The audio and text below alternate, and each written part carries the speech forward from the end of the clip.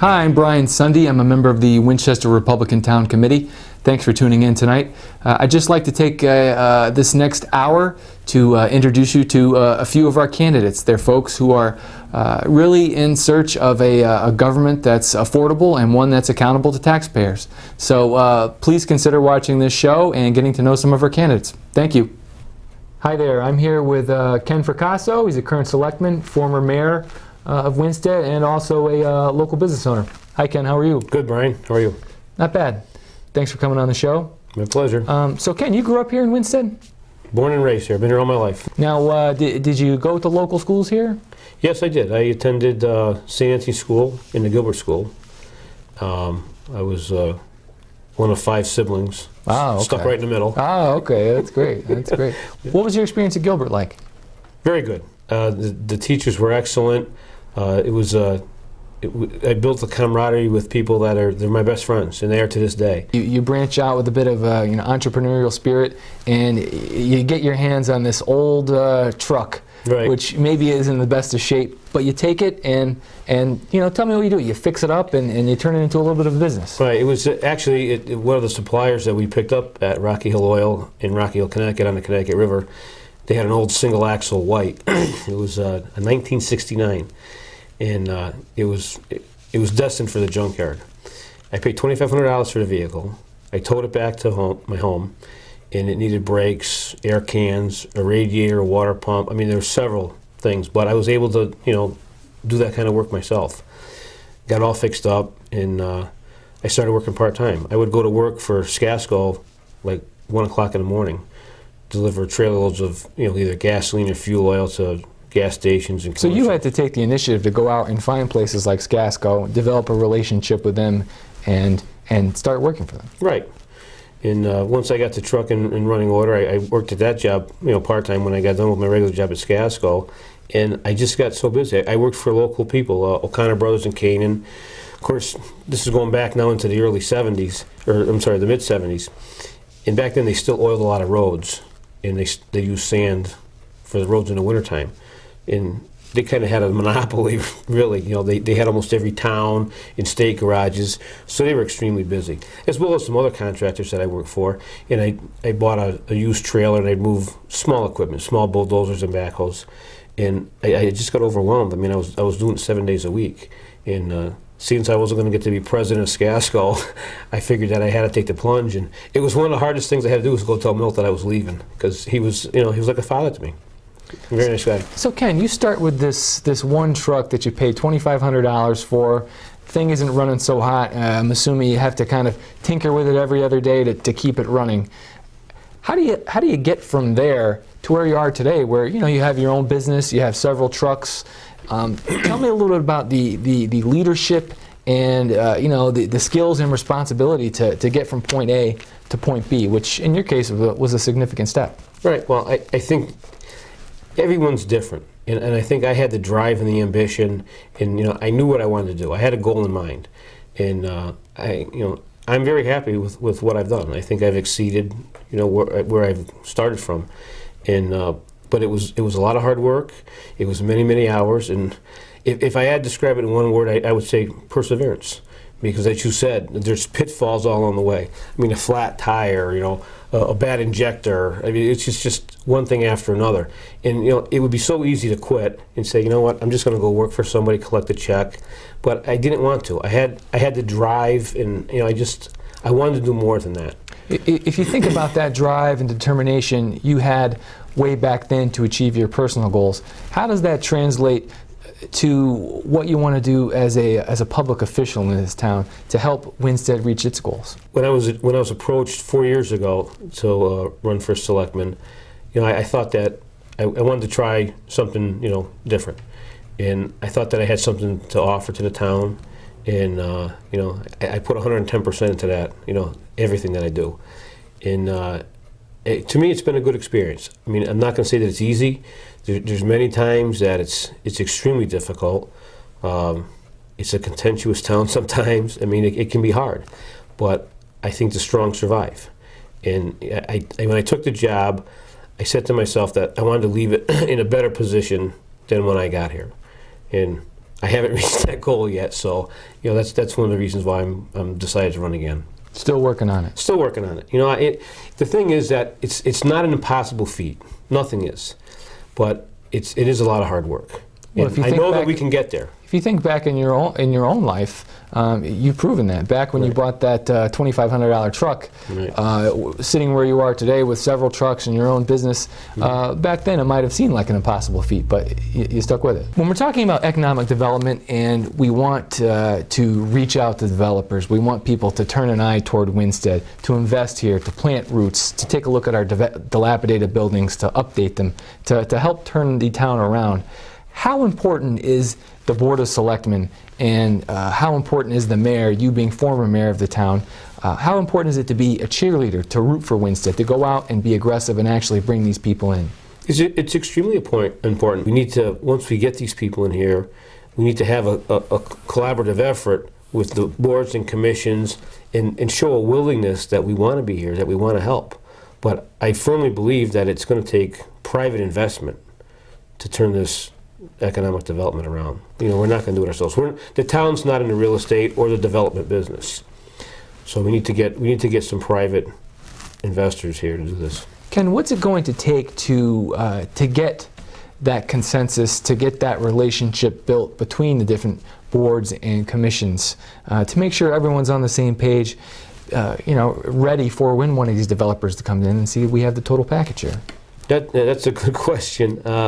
We need to have a little bit more cooperation, I think, between the boards. And to be very honest with you, that's probably going to be the hardest thing that we need to do. I know we've had some planning and zoning regulations and some changes in that board and the inland wetlands. But I think that if we work together as a collaborative unit, this is for the betterment of the town. That's the only way that we're going to get the necessary funds to do what we need, such as road repair. We need to build a tax base. We need to take in more revenues. We can't continue to tax the taxpayers because it's almost beyond their capabilities of some of them right now. Do you think people are looking at how government spends their dollars more closely than ever? Absolutely.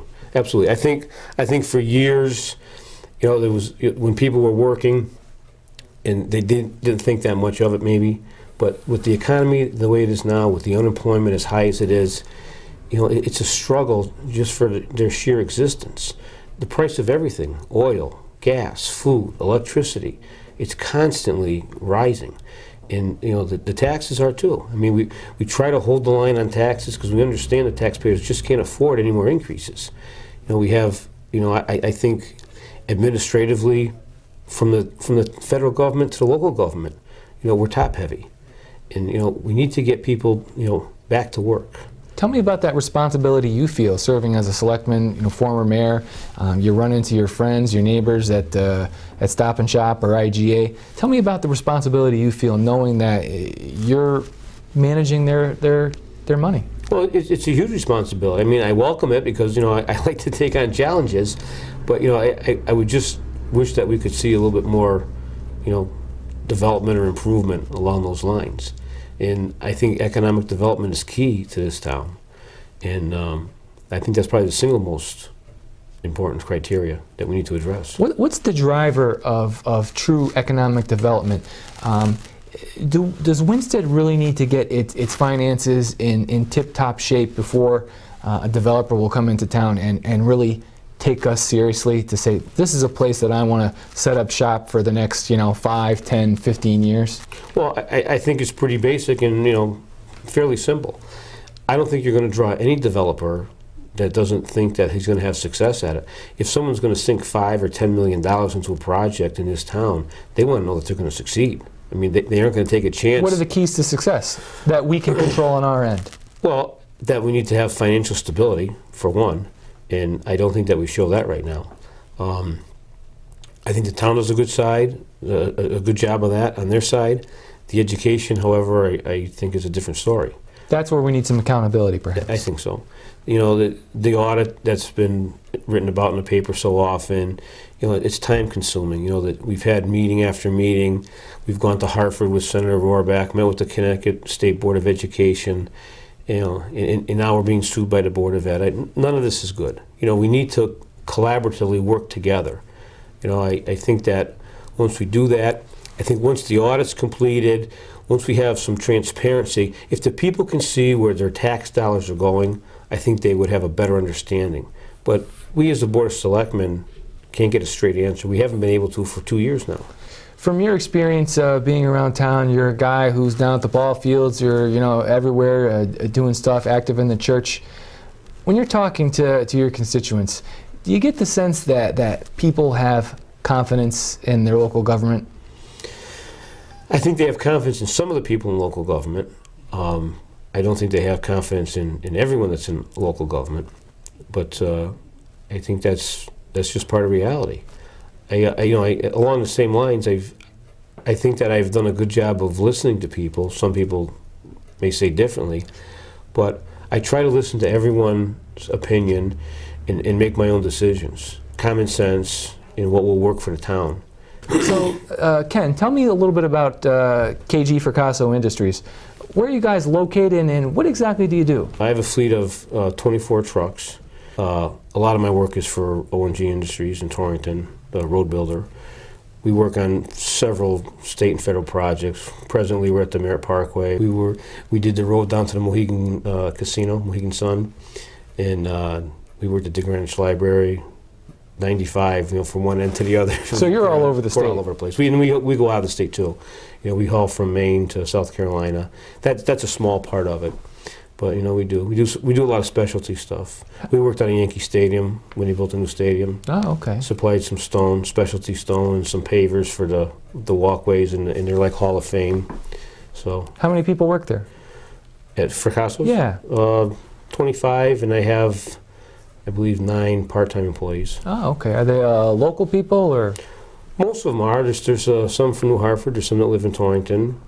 The majority of them are from Winsted, though. Tell me a little bit about the responsibility you feel about keeping your guys working and employed and trying to keep the business going. Right. It's huge. I mean, once you hire somebody, we're small enough where it's still like a family atmosphere, right. And you don't want to lay off people, but fortunately for me, I have a mix. I have some fairly young guys. Some are single. Some are married with families. I have some middle-aged guys like myself, and then I have some older fellas. And the older fellas, they just soon work when the weather's good, and when wintertime comes, that they're happy to take a pink slip. How crucial is it to have a leader up at the top of this, based on your own experience, to keep the company going, to keep it driving, and to accomplish goals? Well, it's extremely important. I mean, that's the basis whether it lives or dies.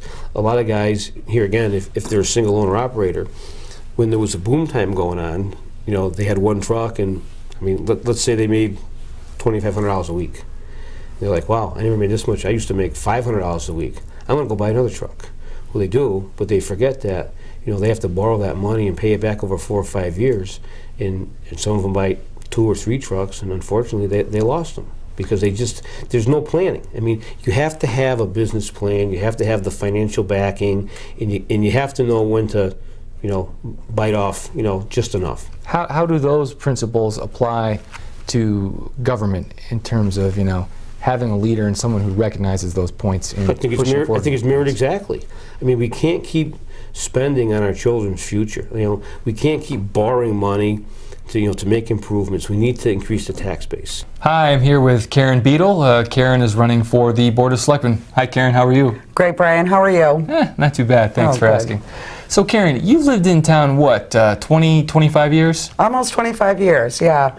I had moved here when I got a job, actually, in a local agency. And I lived on insurance? Yeah, okay. Insurance. And I lived on Elm Street.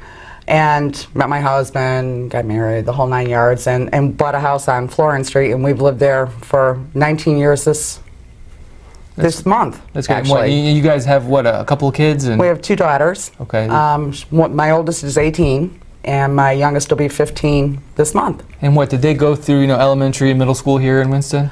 Actually, they did, and they went to the Winsted area child care because I was working. Okay.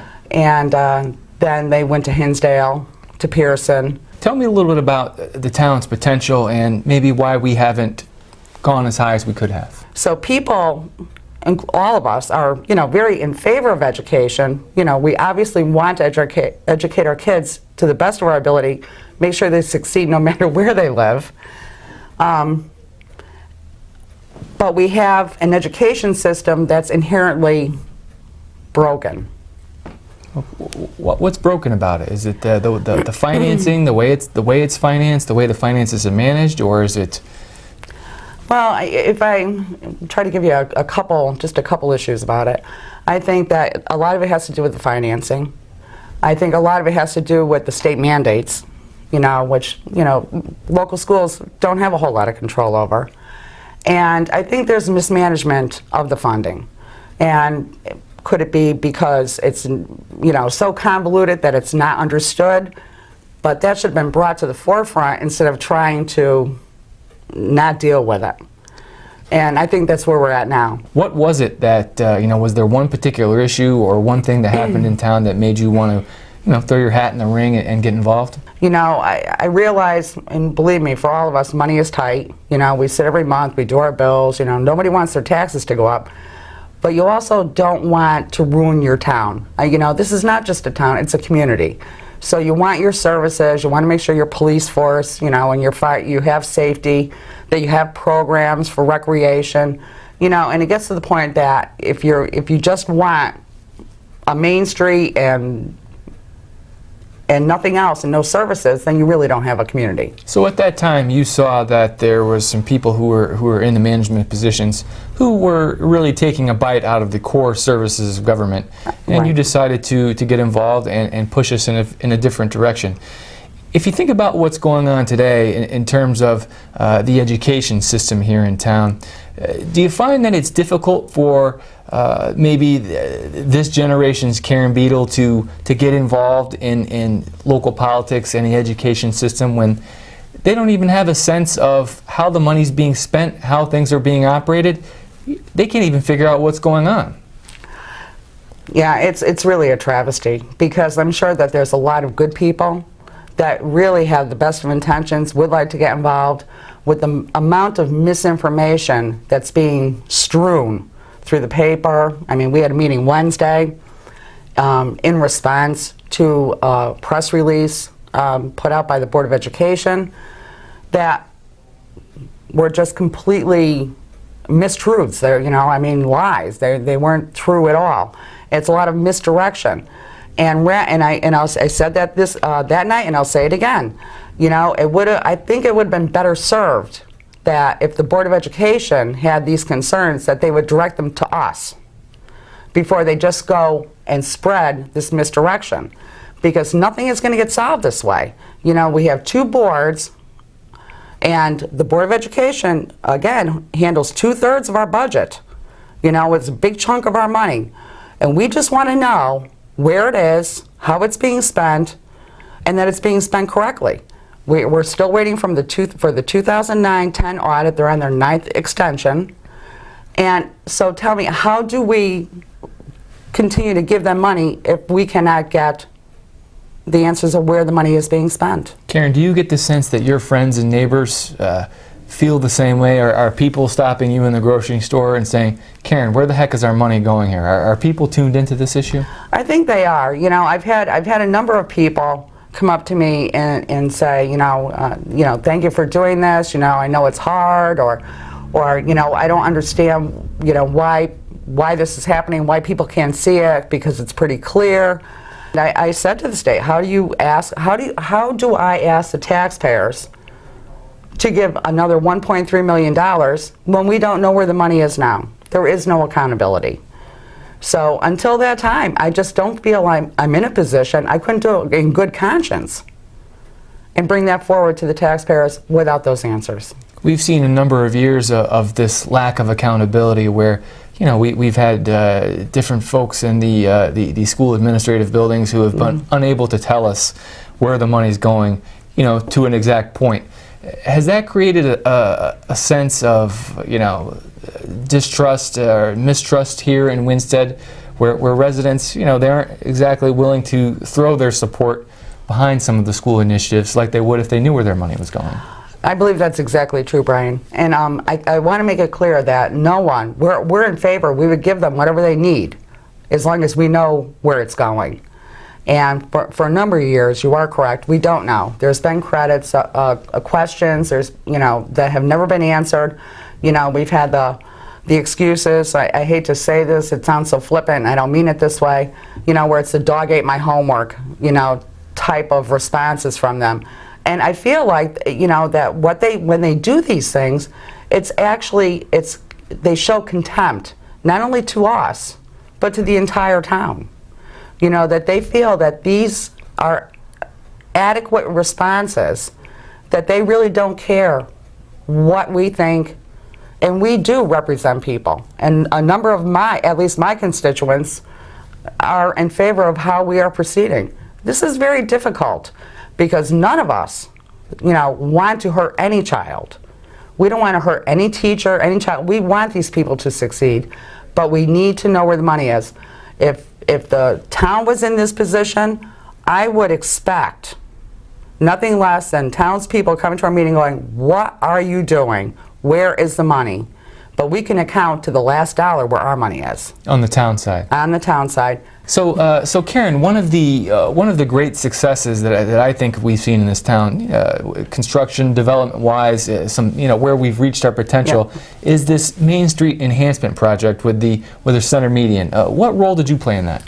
I was lucky enough, fortunate enough, to be part of the board. Margaret Johnson was the town manager at that time. Part of the Board of Selectmen you were, and yes. She was the town manager? And she was the town manager.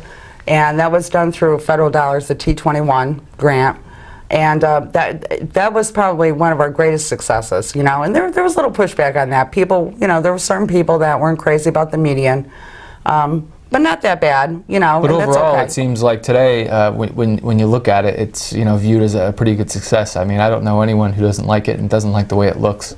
And it's funny because when we were doing that project, they originally weren't going to put the sidewalk in on the riverside, and we added that last minute. Right. It was a great addition. It sure was, because it's safe over there. I mean, there's so much traffic. You have someplace to stand, before you have to cross the road. Well, Karen, tell me this. You have a big... And the footbridge.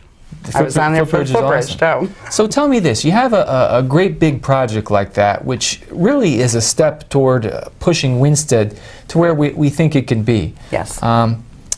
Obviously, a project like that, you need to build a lot of consensus. You hinted that at the time a few folks weren't exactly hot on the idea. Tell me, how do you build that consensus, and how do you take a big project like that and push it forward? I'm going to tell you, this is like where it takes a community to do this, okay? We had great volunteers on these subcommittees, for the footbridge, for the median strip, and they did an awesome job in getting the information out. We, as the Board of Selectmen... Information about the project. Information about the project, having a lot of public hearings, bringing in different designers and architects to talk about things, showing sketches. So at first people, a lot of people don't like change. Change is hard to take, and the older you get, believe me, I understand this, as you get older, it's harder to change. So, but when you see something, when you see where those trees and that median strip actually make Main Street look like a main street instead of a highway, it really, those drawings and those public hearings, I think, really brought people around, and it brought a sense of community. So we were lucky to be like kind of the stewards. We did the financing and oversaw it, but it was a community that embraced it. Have we lost a little of that spirit? When you talk about some of the problems that we have here in Winstead now, of, let's say, getting the school finances and getting our education system really back on track and humming. Have we lost a little of that community spirit? I'm an ultimate optimist. I'll tell you that right now. No, I don't think we did. I think we're going through a bump, and like a lot of communities, I mean, nothing goes swimmingly all the time. And right now, we kind of had like this pile under the carpet, and it got big, and now we have to deal with it. And we're doing that, and it's hard, and it's not popular, and it's frustrating, but it's necessary. And I think that people are kind of just waiting to see, because there's so much information out there. They don't know what to believe. That Well, I think that right now they're just kind of waiting, and we'll get through this. Winstead is pretty resilient, and I think that, you know, the sunshine will come out after this.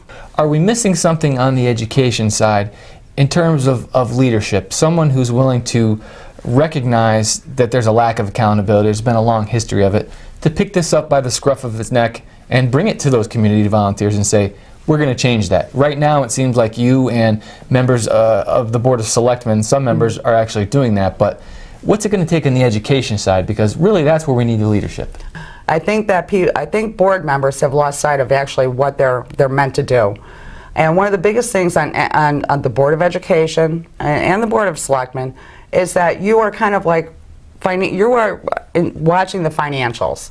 You know, it's a checks and balance system. Yes, we have a town manager. Yes, they have a superintendent. But part of the checks and balances is that you are accountable for that budget. And somehow they lost sight of that goal, which is, I think, one of their most primary responsibilities. The curriculum and that is left to the superintendent. That's why you hire a superintendent. They should be keeping an eye on the finances, you know, making sure that the money is spent and accounted for correctly, and I don't believe that's been happening. They're the body that's accountable to the taxpayers. Yes. And they've lost sight of that. It's evident in some of their responses. So to this point, it looks like it's business as usual. It's business as usual. I know that I run into people all the time at the grocery store or, you know, at Dairy Queen, and, you know, people are always complaining about things like the roads. You know, what's going on with the roads in town?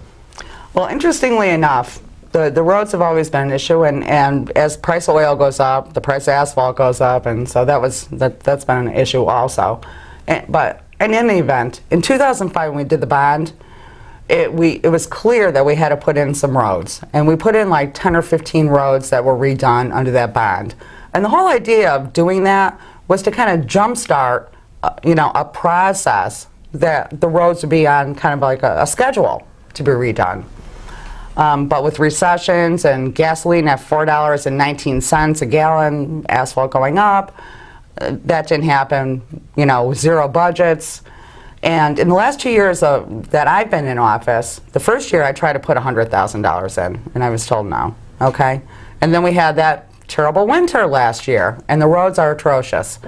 I don't care if you drive, no matter what, whatever you do in this town, whether you're involved or not, you have to drive on the roads. And the roads are an important part of our infrastructure. We need to start funding these roads to get repaired. So going forward, that's a priority for you. Absolutely. It's a priority, I think, for every constituent. You know, I mean, whether you say, well, you know, maybe the road isn't that, but your kids are on the bus. I mean, everybody is using those roads. It doesn't matter if you have a license, you're riding a bike, you're taking a bus, and the roads are a major issue, and they need to be addressed. Karen, if we talk about service, you know, what's been the best part of, you know, your 14 years? I mean, what do you like most about serving the people, whether you're on the Board of Selectmen, the School Building Committee, or the Board of Education?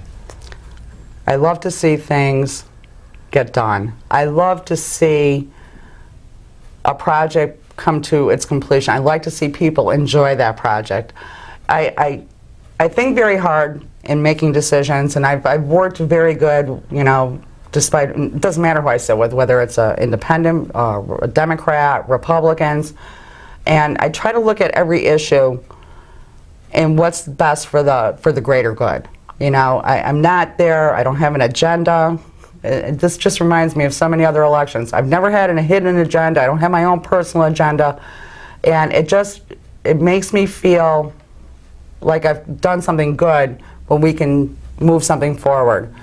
Having said that, part of public office is also dealing with some of the nastier things, you know, that we're dealing with now. But you have to have the convictions to see it through. We talk about those convictions. What would you say to folks out there, parents, who see what's going on at present with education funding, that you know, they're a little worried, and they say, you know what, Karen Beadle's anti-education. She's poking around in the school board's finances because she wants to cut things. She's anti-education. What do you say to those people? I would say, please call me. It's the farthest thing from the truth. I support education. My kids all went to school here. I don't want to see any child have less than what they deserve. But I want them to having said that, I want to make sure they're getting everything that they should be getting. And right now, we don't know that. You know, without having the information of where the money is, how could anyone know if their child is getting everything they need? Hi, I'm here with Selectman Glenn Albanesius. Hi, Glenn. Thanks How are you, for Brian? coming on the show tonight. Thank you very much. So, Glenn, how long have you lived here in Winsted? Been in Winstead for, my parents moved here when I was a sophomore in high school. That would have been 1974, I think. Lived over on Wetmore Avenue near Pearson School.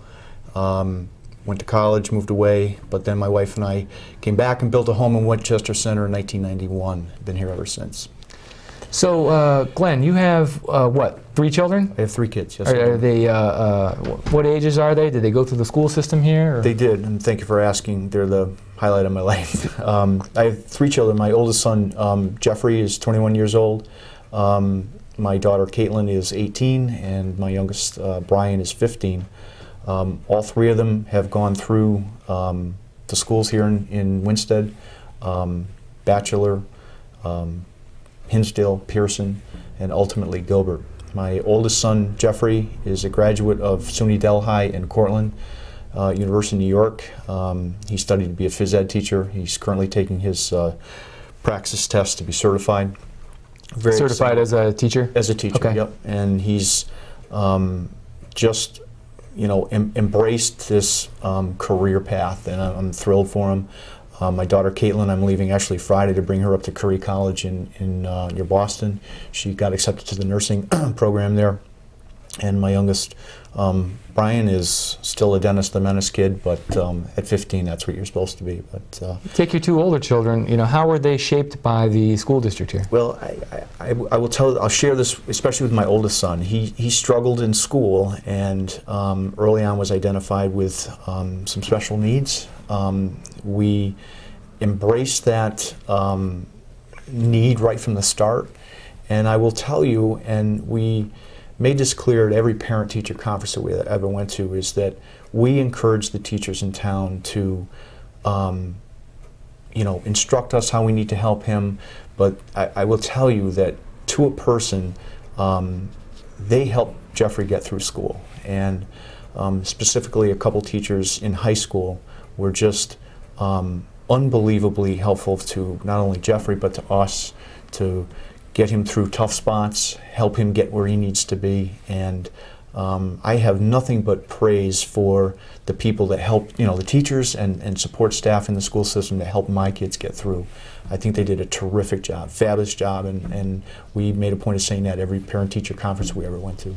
It sounds like, your experience with Jeffrey isn't unlike some of the things we hear about with parents today and their kids in the school system. Yeah, and I think every parent wants to make sure that their kid gets the very best in school. I get that, and when I was a younger father, I still understand that, and I do think that what made our experience a success is the involvement and encouragement of the teachers and the support staff. We made a point of phone calls. We made a point when we saw them in person to say thank you, to ask how everything was going, find out if there were issues or were there problems. Those teachers opened up and responded to that. They would tell us how often they would get complaints from parents that, couldn't understand why their kid wasn't making the progress that needs to make. And to a teacher and to a support staff, they needed the parents to get involved, to be a partner in that success. And we took that to heart, and I think that's what ultimately got my oldest son through school. And you're talking about, hey, if I want something, I have to go out and earn it and pay for it myself. To me, that seems like a principle that, at least from my experience, from what I've seen of you, you've employed while working as a selectman. I mean, you kind of keep the taxpayer dollar in mind. Absolutely. I think accountability and what my father taught us was that my parents didn't have a lot of money. They worked hard for what they had, but when we came to the point where we needed and wanted things, it was up to us to figure out a way how to earn the money and work for it and earn it. And I think that that's so true nowadays, is that a lot of people, under certain circumstances, need help from government and from programs, but I think a lot of people, need to maybe pull their hand in and work a little bit harder to earn that money that they need to buy things. What's your sense when you're talking to folks in town? Are they watching that taxpayer dollar closer than ever these days? Oh, without a doubt. And again, as you talk to people, I think the current economy is in such a state that everybody's watching every penny. And those tax dollars, whether it's federal, state, local, they haven't been decreasing. And so the money that I know in my own case, trying to get some kids through college, the amount of money that I'm spending on taxes, it's critical. And I know I'm not alone. I mean, I have friends and I have family members and acquaintances that are all going through the same thing. So spending that money wisely and trying to build and shape an efficient, accountable, affordable government is absolutely critical to my personal survival, the town's survival, and the country's survival. If you consider that and you think about your role as a selectman, again, you're in your first term, tell me a little bit about what goes through your mind and that sense of responsibility you feel knowing that you're sort of the shepherd of these taxpayer dollars. Well, again, a great question, and I've taken the job very seriously. If I have had one regret that I'm willing to share on television is that there really isn't enough hours, not enough hours in the day to spend, doing the job correctly. But it's critical that we shepherd those taxpayer dollars and make sure that government is right-sized for, what's going on in today's economy. If you think about some of the visions and the goals people had for Winstead back then, I'm willing to bet it really wasn't unlike the types of things we're talking about now. Winstead's a great community, a gateway to the Berkshires, so much potential. Right. Tell me a little bit about what's going on today. Can we realize those goals, and do you think they're all that different from what people were talking about back then? Probably not. And key to especially the state, the town, and the federal level, jobs are so critical. And for as long as I have been involved in politics here, it keeps coming back to Winsted's potential. And I still maintain, and still am very enthusiastic, that Winsted does have some very core places in town that need to be capitalized on. We have buildings, we have areas in town that need to be renovated and need to be put to good use for jobs, for recreation, and I'm convinced that if we stay focused on that absolutely it will happen. Glenn, tell me this. To me, it's given our economy and what's going on in Connecticut, it seems like focus is more important than ever. If you look at a lot of our neighbors and municipalities throughout the state, there's going to be more and more competition for developers, for businesses. Come to my town, come to my town. Right. How critical is that focus right now going forward, and how do we actually achieve that focus, which we've seen to have lacked over the years? Extremely important that we stay on mission. And one of the things I was warned about when I first came on and was elected is that it's very easy to get distracted by the mundane routine issues that come up in town. And I applaud Wayne Dove for bringing up the education issue. I still think it's a focal point to the way this town moves forward, but it has absorbed a huge amount of time. Special meetings, trips to the state, individual meetings, trying to get this situation squared away. And I won't say we've lost focus on the jobs and the rebuilding the town, but it has certainly diverted attention away. Not that it isn't a critical issue, because it is, but it takes a collective effort to make sure that we really do continue to take a look at, how do we renovate our downtown? How do we renovate the town to encourage families to come in, build here, buy here, go to school here, and grow the town? Glenn, tell me, how does it feel being a selectman and having a child in the school system at present? You have a son at Gilbert, correct? Right, I do. So you're there on the Board of Selectmen, and you're perhaps making decisions that affect your son's education Sure. up there, and one way or the other. I mean, how does that feel? Periodically, I would ask my kids, did anybody say anything to you at school today about your father? And I never ever had them, and I'm trusting that they were answering honestly, I never had them tell me that anyone was, harsh with them, had any bad things to say. But I do want people to know that, You know, I'm not standing on the outside of issues here in town. I'm part of them. I have kids that have gone through the system, currently in the system. I do understand that, you know, there are concerns about spending, and, you know, I counter that with the fact that I believe we still have a lot of potential. I think we can get there by being accountable, making it affordable for the taxpayers, and you know, encouraging parents to be part of that solution instead of, you know, complaining. I think that's the way we solve the problem. How crucial are those 2 points, accountability and affordability? Namely the accountability, Sure. in terms of building a consensus among, you know, some taxpayers who don't necessarily see eye to eye with folks on the other side of the spectrum who Right. are gravely concerned about education. We need to make sure that people understand what we're doing, why we're doing it, and how we're going to do it. That's in my book, that's accountability. Is that what will bring people together? I truly believe it will. And I think the more transparent and the more specific we are as to why we're doing things, I think that will build consensus. It will at least give people an understanding of why we're doing things, what our goal is, and again, how we're going to get there.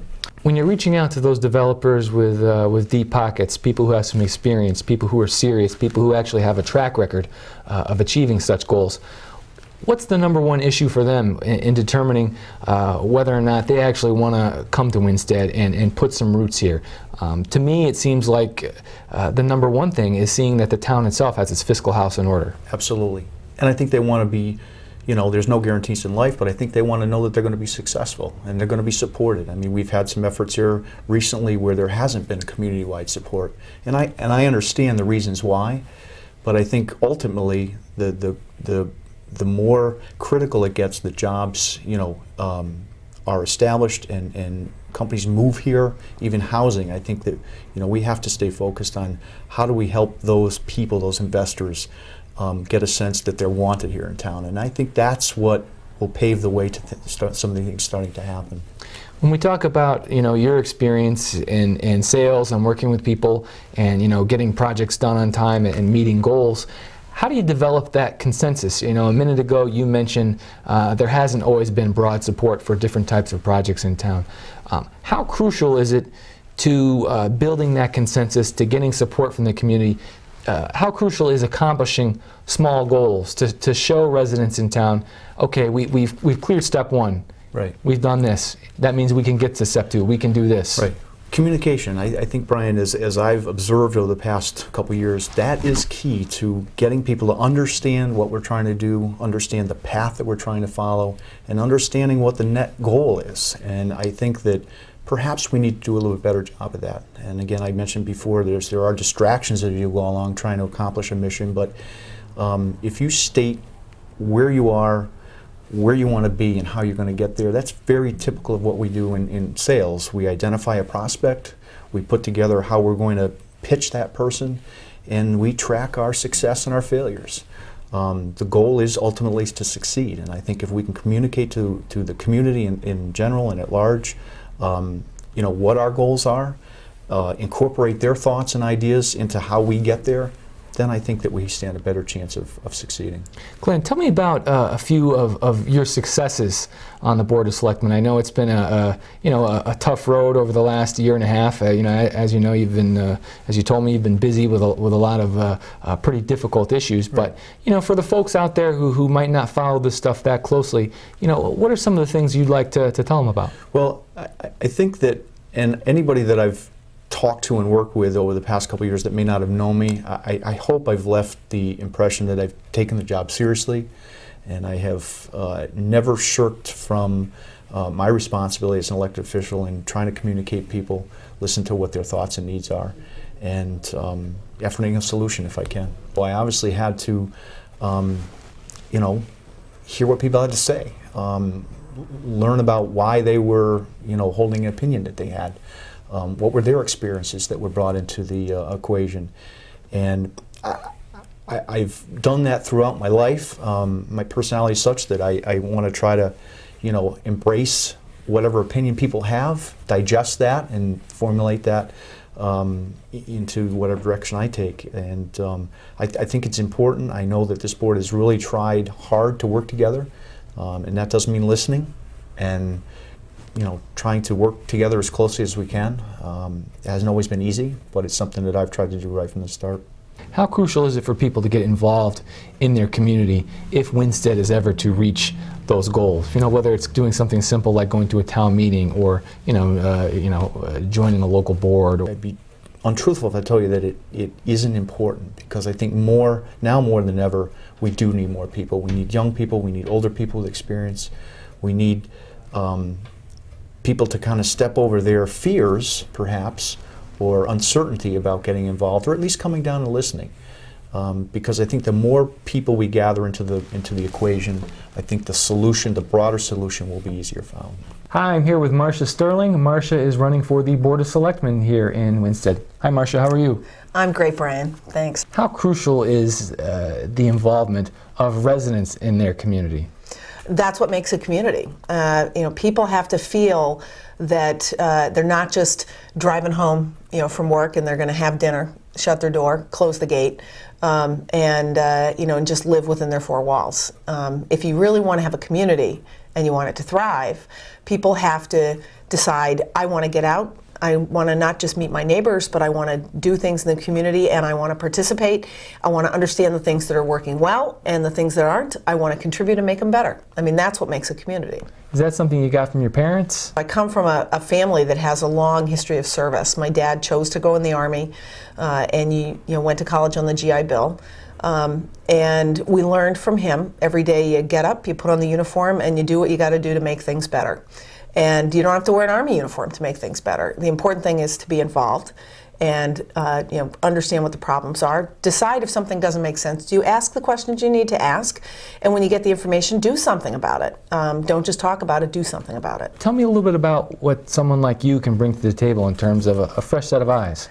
Well, as a selectman. I had a long career in business and finance, and I was very fortunate.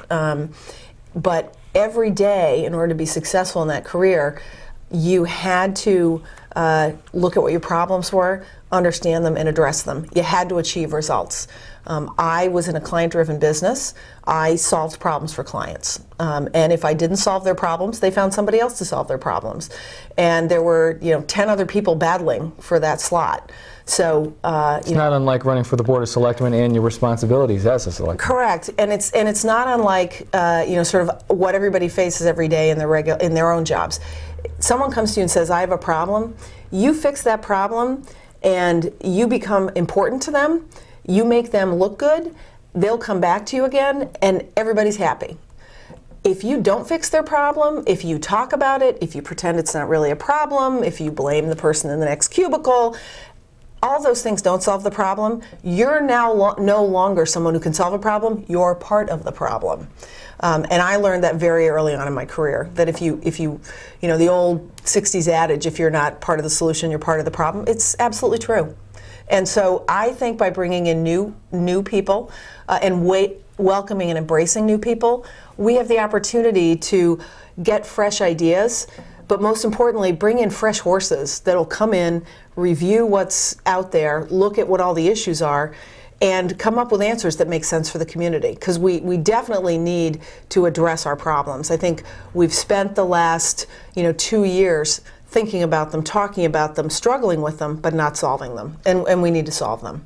It sounds like the townspeople are crying out for a bit of common sense in their government. Absolutely. What's been the barrier to that? Absolutely.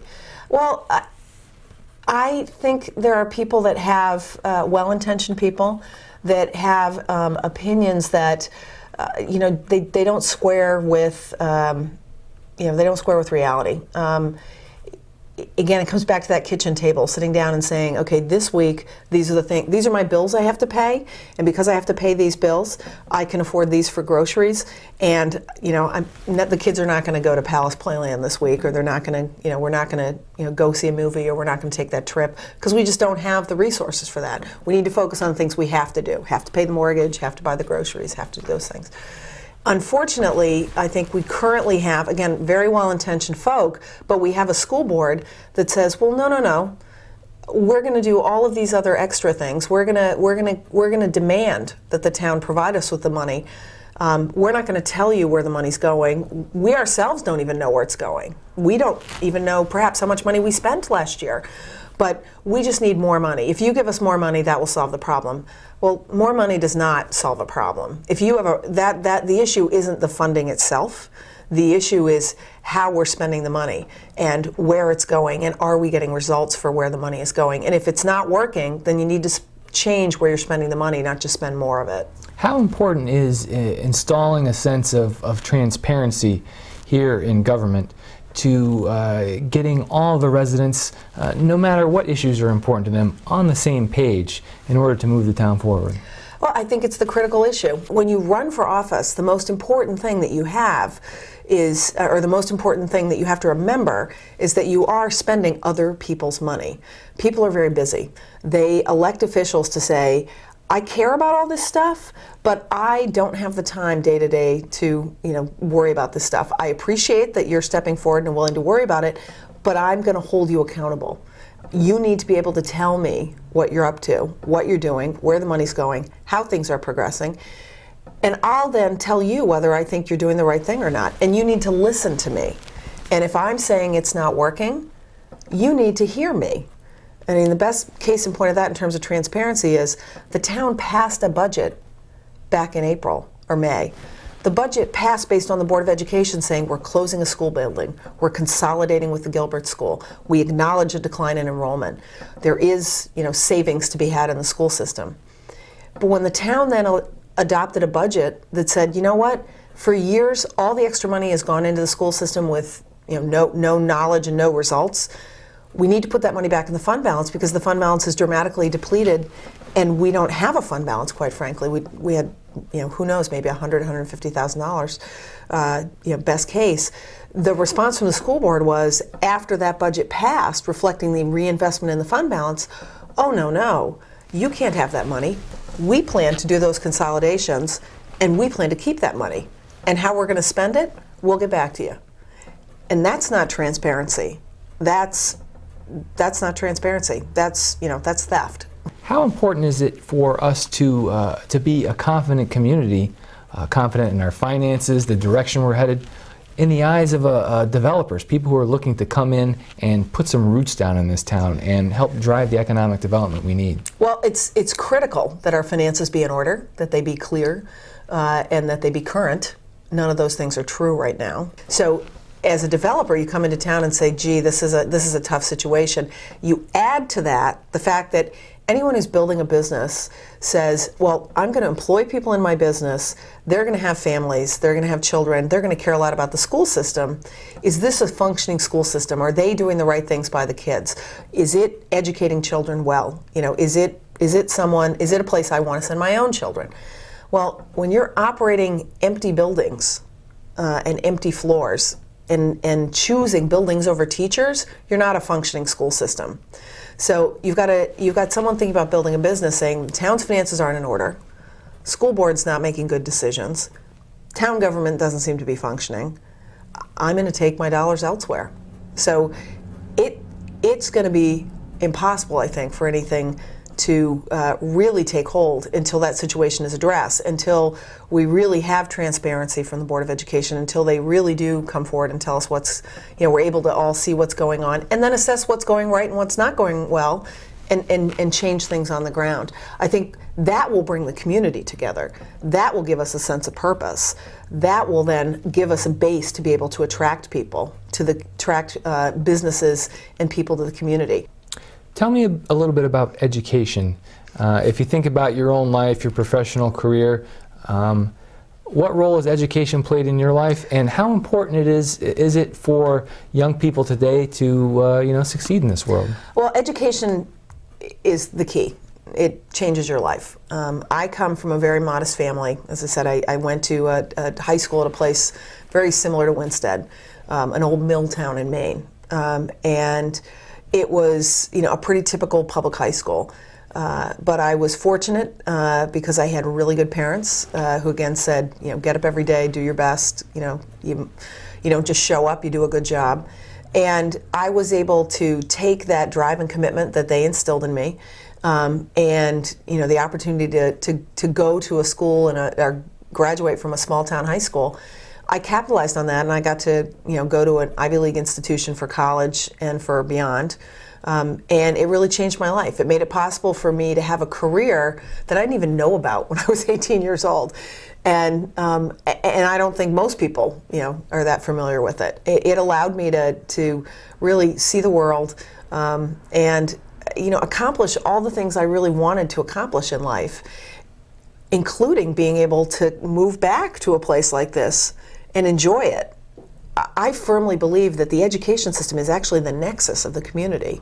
It has to be healthy for the community to survive and to thrive, and we definitely need to repair it. Now, the most important thing is our problems are not irreparable. They're not impossible to solve. We're not facing something that can't be addressed. If we closed a building, we'd generate $500,000 in savings right there. We already generated $600,000 in savings by moving 7th and 8th grade to Gilbert. We've already got a whole lot of money right there to be able to invest in the community. The town has voted to put it back in the fund balance. I voted for that. I think that's the right thing to do.